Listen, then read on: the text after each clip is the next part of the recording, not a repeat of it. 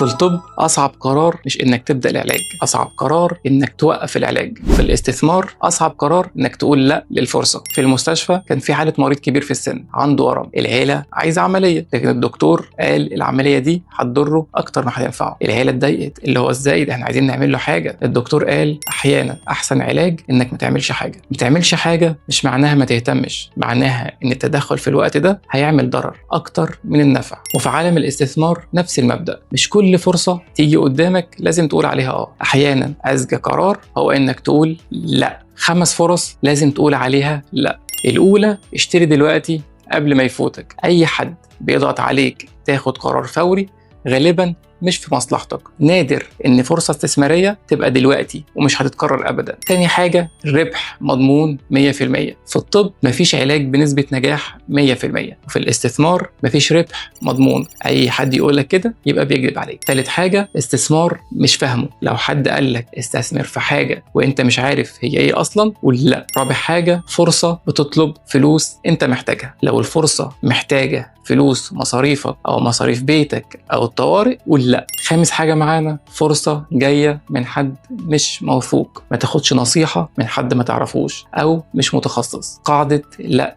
الذكية، قبل ما تقول اسأل نفسك شوية اسئلة كده. هل انا فاهم الفرصة كويس؟ هل الفلوس فضل عني؟ هل في ضغط وقت مبالغ فيه؟ هل المصدر موثوق؟ لو في اي اجابة لا، قرارك لازم يكون لا. أنا في مشواري رفضت فرص كتير جدا، وقتها حسيت إن أنا غلطان، لكن مع الوقت اكتشفت إن كل لا ذكية وفرت عليا خسارة كبيرة. اكتب في التعليقات آخر مرة قلت فيها لا لفرصة جاتلك. أنا متأكد دلوقتي إنك مبسوط إنك قلتها.